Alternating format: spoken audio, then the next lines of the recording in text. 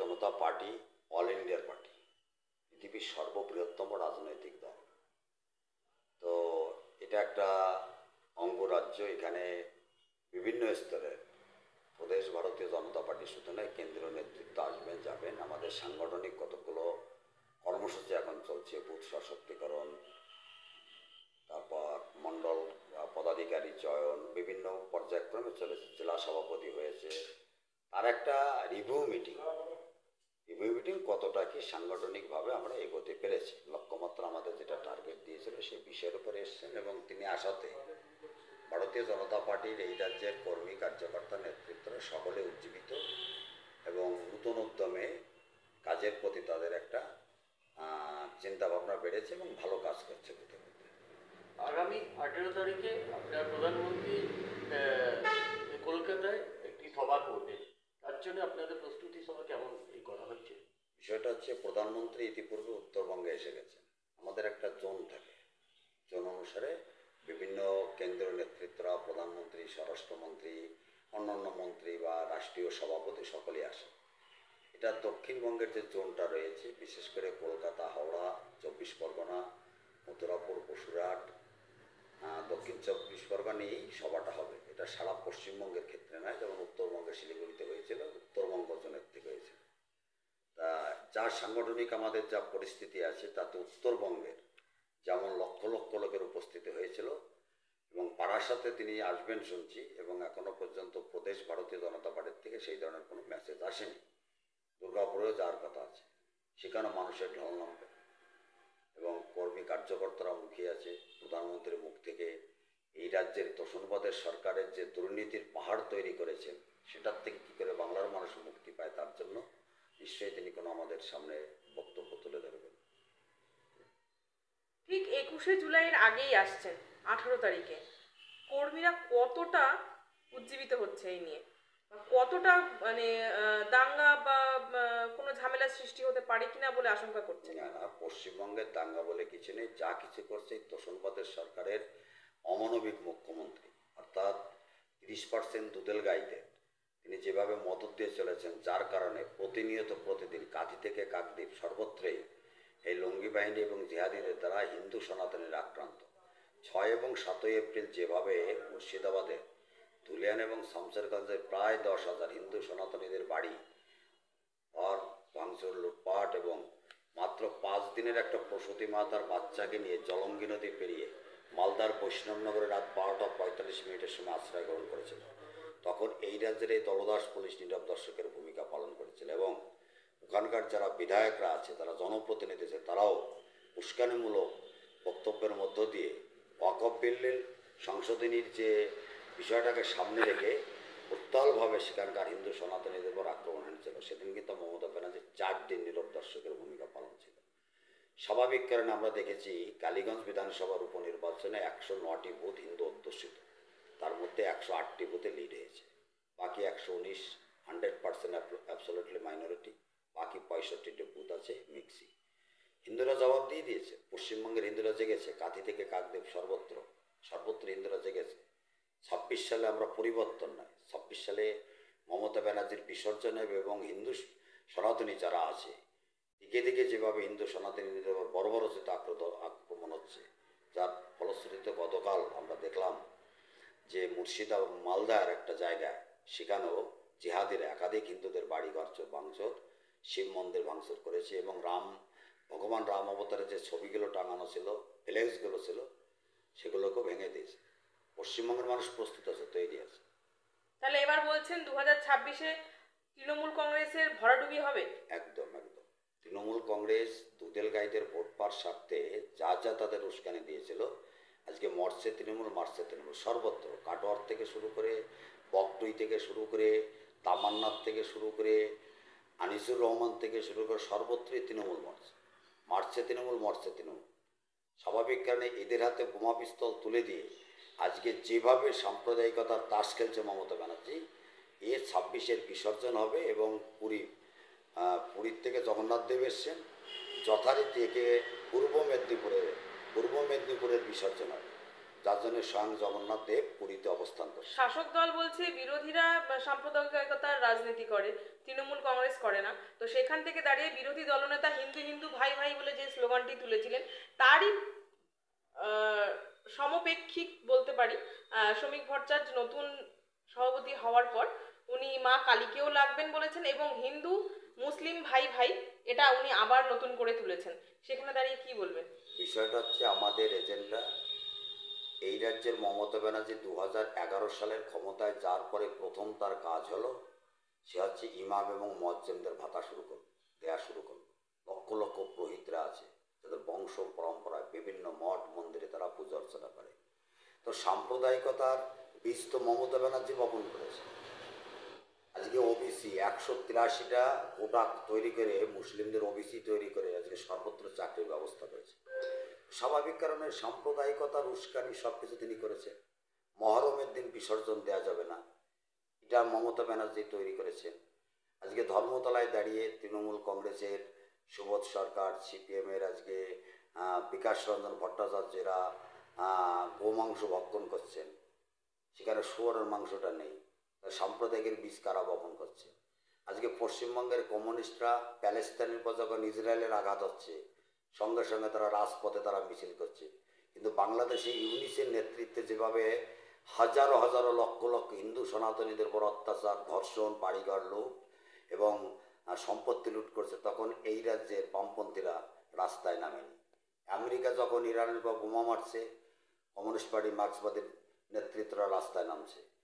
পশ্চিমবঙ্গে যখন একের পর হিন্দুরা সেখানে আক্রান্ত, বাড়িঘর ছাড়া, হরগোবিন্দ দাস, চন্দন দাসকে দুই বাপ বেটাকে একভাবে কুপিয়ে মারলো, তাদের অপরাধ ছিল কি? তারা মাটির মূর্তি তৈরি করে, অর্থাৎ দেবদেবতার মূর্তি তৈরি করে।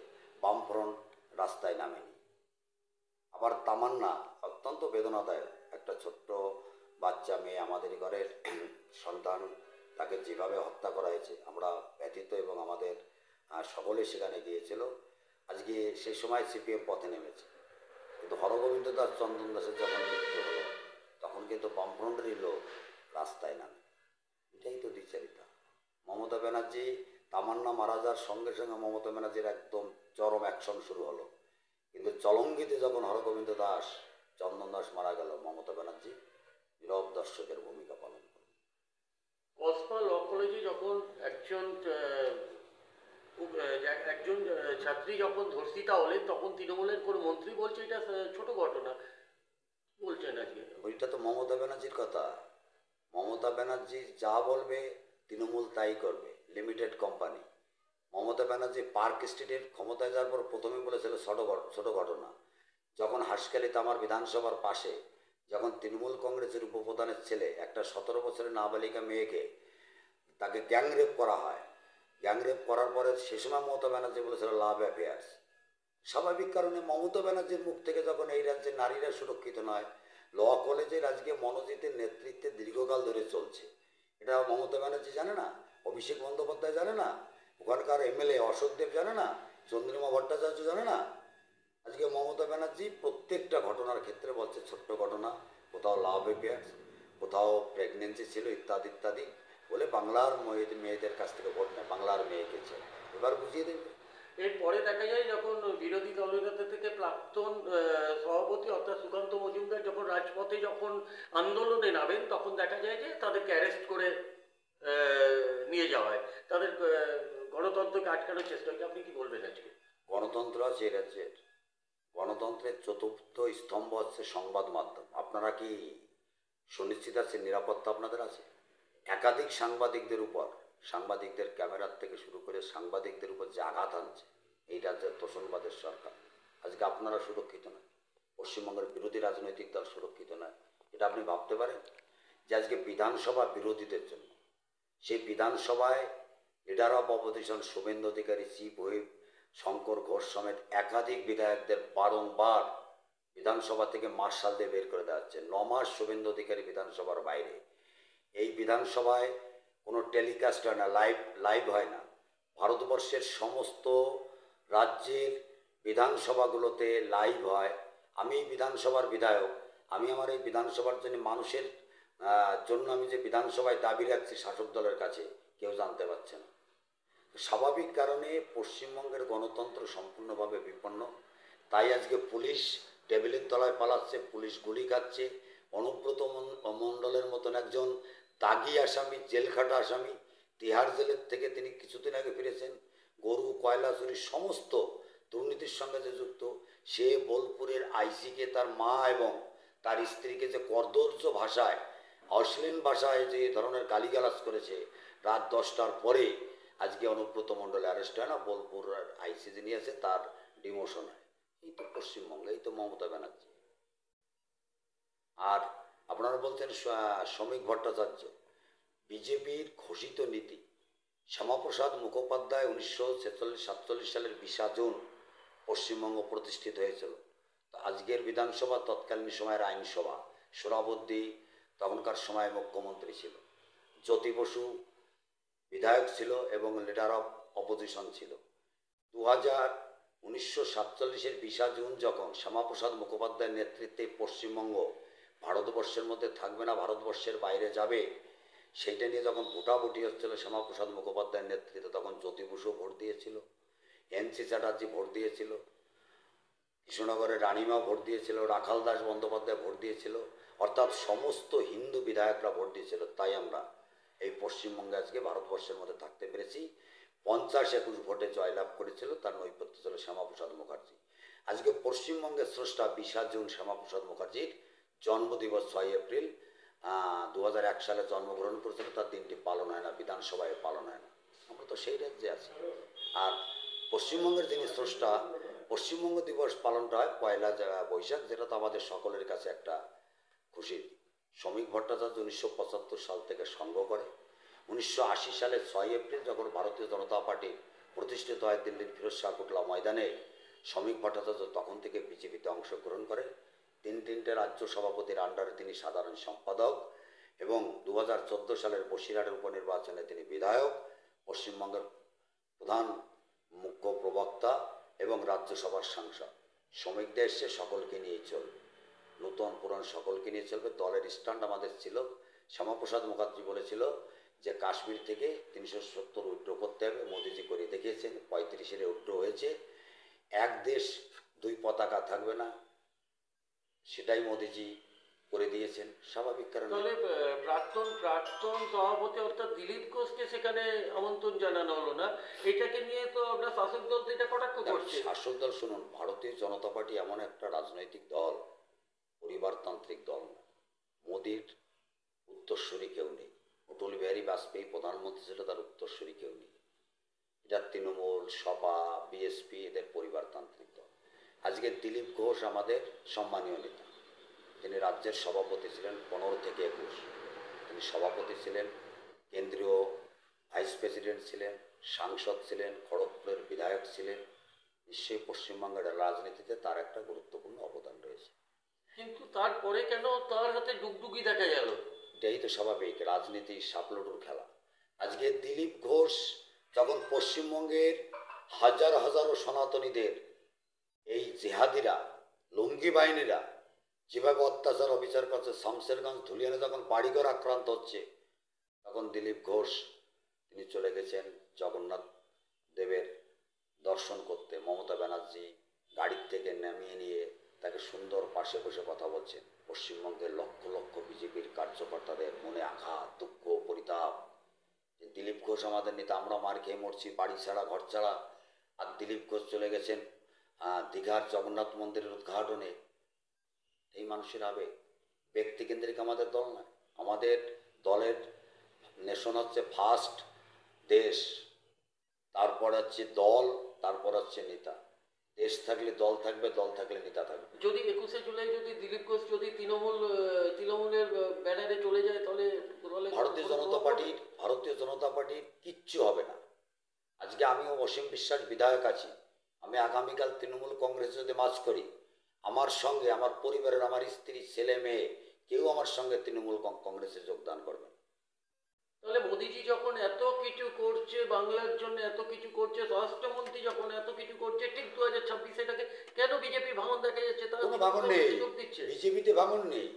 আপনারা লক্ষ্য করুন, পূর্ব মেদিনীপুর, পশ্চিম মেদিনীপুর, আপনি বর্ধমান এবং সর্বোপরি বীরভূম, উত্তরবঙ্গের কালচিনি থেকে শুরু করে সর্বত্র আপনি দেখুন প্রতিদিন প্রতিনিয়ত নিচু স্তরের সাধারণ কর্মী সমর্থক তৃণমূল কংগ্রেসের বামফ্রন্টের শয়ে শয়ে দলে যোগদান করছে প্রতিদিন প্রতিনিয়ত।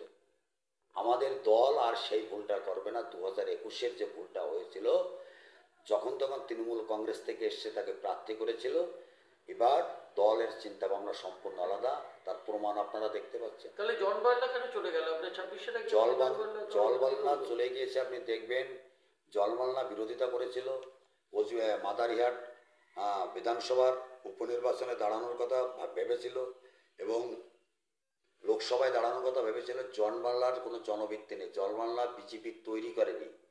মনস্টিক্য ওখানকার ভূমিপুত্র, দীর্ঘদিনের রাজনৈতিক কর্মী কার্যকর্তা এবং 2016 সালের বিধায়ক, 2021 সালের বিধায়ক। তো স্বাভাবিক কারণে আমি তো আমার উদাহরণ দিয়ে বললাম, আমি চলে গেলে, আমি 34 বছর বিজেপি করে, আমি চলে গেলে বিজেপি আমার সঙ্গে কেউ যাবে না তৃণমূল কংগ্রেসে। এটাই বিজেপিটাই দর্শন। 15 সালে দিলীপ ঘোষ আসছে। দিলীপ ঘোষ বিজেপিটা তৈরি করেননি, এটা শ্যামাপ্রসাদ মুখার্জির বাংলা। এখানে রাহুল সিনহা, সুকুমার বন্দ্যোপাধ্যায়, অসীম ঘোষ, সত্যব্রত মুখোপাধ্যায়, তথাগত রায়, এরা এক সময়কার এখানকার সভাপতি ছিল। তপন শিকদার শ্রদ্ধেয় নেতা, শিবপ্রসাদ রায় বিশ্বহিন্দু পরিষদের নেতা, তারা ভিতটাকে তৈরি করেছে। সেখানে কে এলো কে গেল তাতে বিজেপির কিছু যায় আসে না। আচ্ছা দাদা, 2026-এ আপনারা বলছেন জিতব, মুসলিমরা তো আপনাদেরকে ভোট দিবে না, হিন্দুরা 10,000 ভোট দিবে, কি করে জিতবেন আপনারা? পশ্চিমবঙ্গে 30% মুসলিম ভোট আছে। 45টা আসন নির্ধারণ করে মুসলিম ভোটে, 65টা। বাকি 229টা আসন, সেখানে 70%, 80%, কোথাও 90% হিন্দু ভোট আছে। আমাদের আর 5% ভোটের দরকার। 5% ভোটের দরকার। 70% হিন্দু ভোট যদি বিজেপির পক্ষে পড়ে, 2024-এর লোকসভায় আমরা মাত্র 5% ভোটে পিছিয়ে আছি। ঘটে চলা অভয়ার থেকে শুরু করে ঘটে চলে একের পর এক নারীদের পর যেভাবে অত্যাচার, কসবা বাদ দিলাম, সর্বত্র চলছে। মানুষ মুখিয়ে আছে, মানুষ পরিত্রাণ চায়। এই রাজ্যের বেকার ছেলেমেয়েরা দেখেছে আমাদের কোনো চাকরি নেই, কোনো ইন্ডাস্ট্রি নেই, তারা ভিন রাজ্যে পাড়ি দিচ্ছে।